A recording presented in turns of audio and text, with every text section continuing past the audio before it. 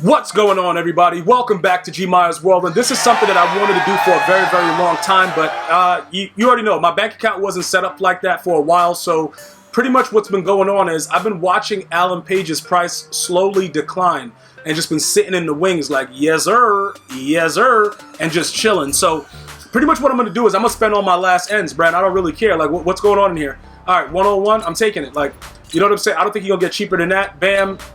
I think we could get them done for the little bit amount that I have right there. We had 237. As long as we get them done for under that price, we should be pretty much good to go. Many of you guys are probably wondering, like, you know, what is the point of upgrading this guy, or, you know, powering him up to the max and getting him done? Like, what is it as far as like the strength and everything goes? I'm going to explain to you why he's so glitchy. And I've actually seen this with a lot of the players that I've played against with him. He's a very, very sleek archetype. Like, the way that his body is built in the game, he's not like, you know, they make Aaron Donald like a fat guy. You know, like how, what was it last year? They had one of the players that just looked, what was his name? Javon Curse. Everybody know Javon Curse looked like he was eating, like, just straight eating babies, bruh. Like, from birth. Dude was jacked out of his mind. But for some reason, EA Sports had him looking really, really fat and ridiculous. When you look at Alan Page in the game, everybody that I've played against that have used, like, you know, that has had him, he looks very, very sleek and regular. So with that being said, I like his build because when you look at Linval Joseph, who is also, you know, going to be a Viking, we can more than likely keep Linval Joseph. The issue is we don't really need to. And I'm going to explain to you why. I don't run a 4-3, and even when I do run a 4-down lineman set, I'm running like big nickel over G or whatever, because like big nickel over G is still as glitchy as it was last year. You just have to know how to, you know, crash him out, crash him down. You got to know what you're doing with it. But this is just his base before we actually power him up. All right. So he's obviously going to go to a 79 speed. You can see that his strength is an 85. So we're going way down past, you know, what Linval Joseph was. But let's go ahead before I even upgrade him. We're going to go ahead and compare him as the 90 overall that he is to Linval Joseph. Now you pretty much basically everything that you see right in front of you, the jumps that he makes from finesse move alone is going to help you in any aspect that you use him. That's one of the big things about this game that I want you guys to understand. When you play somebody that's like shedding you instantly, that finesse move is huge. That power moves, you know, for the most part is very, very huge. And having decent block shit as well, depending on, you know, the way you're running the coverage. If you're, you know, sending 3 with coverage or whatever you're doing. But he's going to make my defense even more ridiculous, regardless of who he goes against, because he has that finesse move. And it's so high. Now look, this is another thing that I wanted to make sure that I pointed out. Some of you are going to wonder with the John Madden coach, should I use the John Madden coach to get that finesse move to a 90, you know, like start using it defensively? That could be an option. But something tells me, based on the players that I've played that have him, that he's going to be a monster regardless. Like, it's certain cards that are very, very unique in the game that I can't really explain. And this has been going on for a while. EA just likes certain cards. Like, they really just like certain cards. And that's pretty much what it is. And as you start to go through it and figure out what's going on, you more or less understand, you know, what it was. So because everybody has been paying attention to so many other things, we were able to get him for under 237 as a, you know, with the attributes that his card has, regardless of whatever comes out as D-tackle, unless it's Warren Sapp, to me, it doesn't matter. Because Warren Sapp, they would have to make absolutely glitchy, finesse move, power moves, like all that stuff. And if it's not Warren Sapp in the game or any other, you know, like new legend, I don't really care about it. I'm going to be honest with you. And like I told you guys before, we spoke about it. Sometimes when you spend, people, like, even with my TO, when I was telling you guys, I'm not spending $1 million for TO, I'm going to wait. And then I got them done for like, what did I spend? I forgot what it was, but it wasn't that expensive. Maybe like 3, a little bit over. I don't remember what it was, but it was very cheap compared to what everybody was paying for him before. There's a reason for that. You know what I'm saying? Like, you got to understand that some players you can wait on, like Alan Page, you might look at it like, yeah, he's just a D tackle. Like, yo, what are you doing with that? But you guys don't understand. The way I run my defenses, I need somebody that has finesse move. I need somebody that can get to the quarterback. You know what I'm saying? And he has other attributes that make him more of a formidable player. You see what I'm saying? Like, for everything that I need him to do. Oh, he's at 89 finesse moves right there. I could just add whatever to get it to 90, and then automatically it's going to be a problem.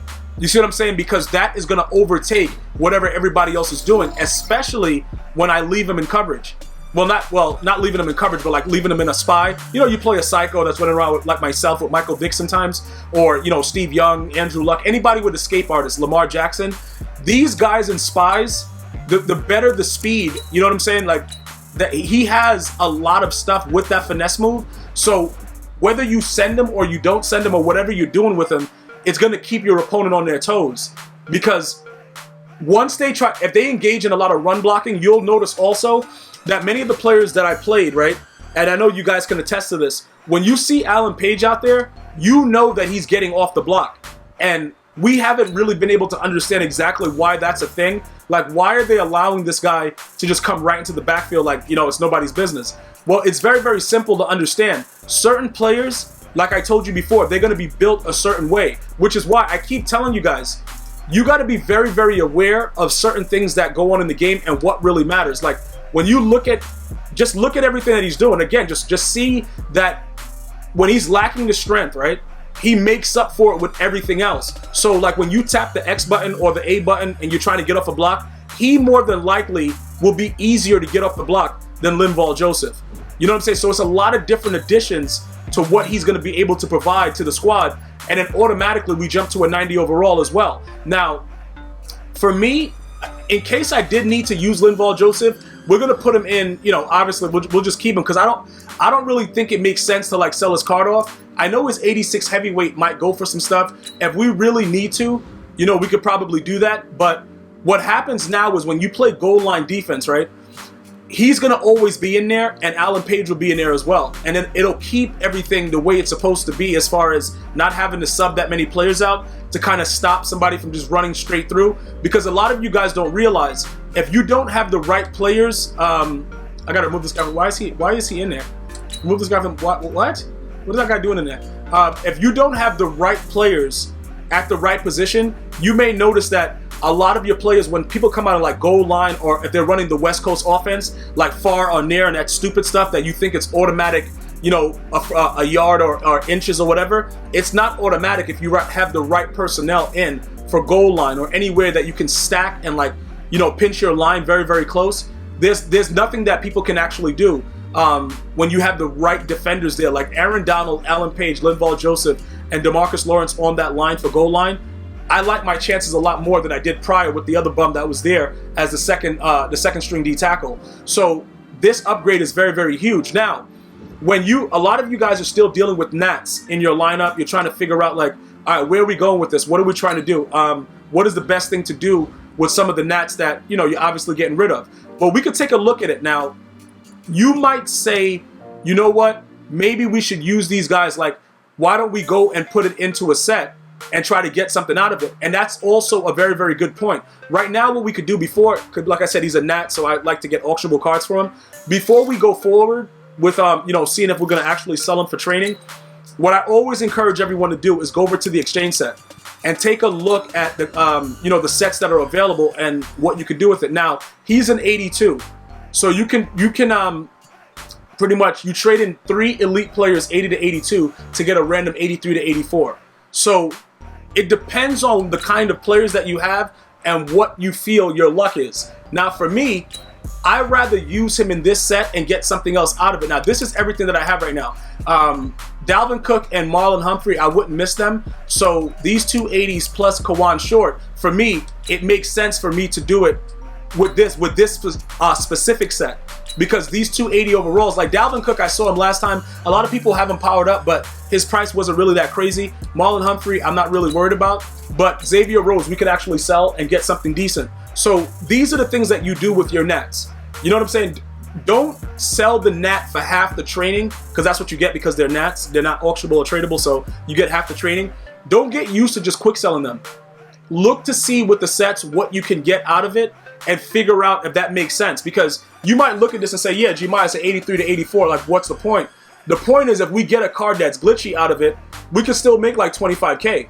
You know what I'm saying? And coins is coins. Instead of getting just like whatever that stupid amount of training he would have got because he's a nat, you know, you get something of more value. So regardless of what, you know, people are doing with their squads, I need you guys to pay attention to your squads and do the best thing possible. Like, that's a really good pull because it's an 83 to 84. We get a legend QB. At least we know we can get something out of it.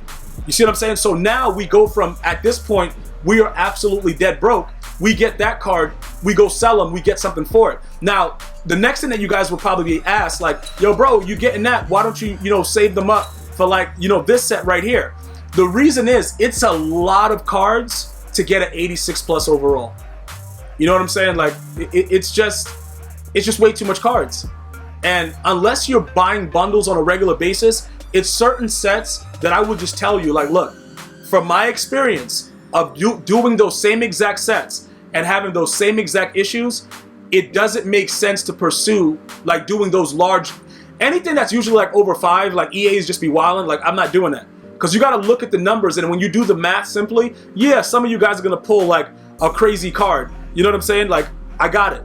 But most of us are not. So instead of doing that, I would just recommend that you sell all 8. Like right now, we're about to sell that Steve Young. And people know that those things go into those type of sets, so it keeps the value at a decent amount.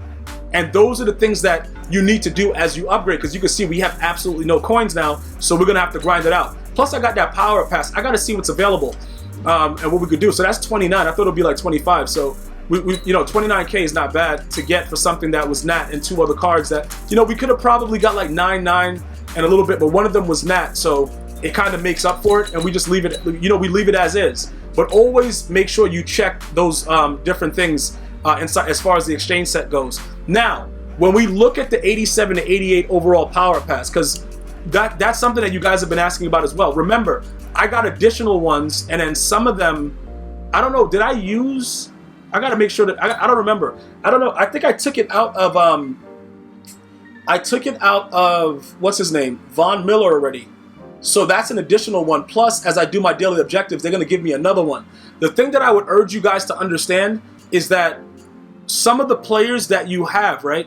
If you if you start taking away some of the training to get it down to figure out who the power pass was on, you obviously only get back half the training. So make sure you look and see before you start doing it, because that can really cost you dearly.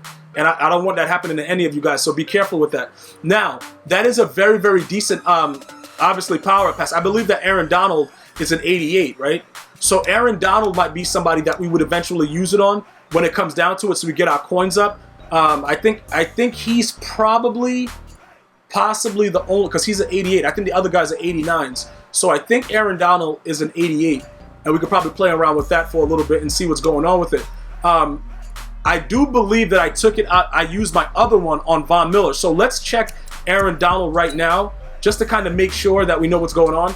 Because whatever he's going for, I think that would help us a lot in kind of getting us at least, close to 200K again, or whatever. And then we'll just grind it out and try to figure out exactly what we're doing going forward to see what's happening. So what is that? All right, he's at 145. When I got him, he was 200K. So is that worth it right now for 145, or should we wait for the promo for certain cards to jump up that I have and then sell it? Those are the things that you guys got to kind of understand. I could go ahead and just rush right now and take the 145, or I can wait it out and see what's happening. So I got to just evaluate my team and, pretty much just do what's best for the squad. For those of you guys that, have a decent amount of 88s on your team and you know where they go, like for instance, this guy, Lane Johnson, he's an 87. We could easily use it on him, but I want to get rid of that guy, so I wouldn't use it on that guy. And that's pretty much over there on the offensive side who I got doing whatever. Lawrence Taylor is a 91, so that wouldn't work for him. Pat Tillman, Jalen Ramsey. So we don't really have anybody else to use it on right now other than Aaron Donald. And for those of you guys that are asking, but yeah, you can go and buy a card and then use it as a power pass. Yeah, I understand that, but I don't want to buy another card that's not on my team unless I actually want the card. So what I urge you guys to do is use those power passes on the cards you already have currently on your team and make coins off of it that way. That way you always stay ahead of the game. Unless it's somebody that you've been, really seeking, and then you get the power pass, you're like, all right, I'm going to go ahead and pass over buying this guy's card and then do it that way. But in most cases, I've been doing it for a while. Usually when I get the card and then I go back and add the power pass, I usually make coins over the cards that I'm using. So it's whichever way you guys want to do it. Just make sure that you do it the best way possible. And if usually you use it on the cards that are already in your lineup, except for the fact that some of you guys may just want to get other cards actually in the auction house that you don't want to spend the coins for, and it might come in handy that way. Or for people that started powering up cards previously, and then now you just want to finish it off with the 88. But I've been used my other one on Von Miller, so that's pretty much all that we have right there. So that's what we're doing right now. You see where the squad is. We're now a 90 overall. Thank you guys so much for watching. Make sure you guys go ahead and subscribe. For today's word, we're going to just write DT because we upgraded our D tackle, looking at a 90 overall squad, so we're looking pretty good. I'm going to see you guys and girls next time. You enjoy your day. Be safe. One love, y'all.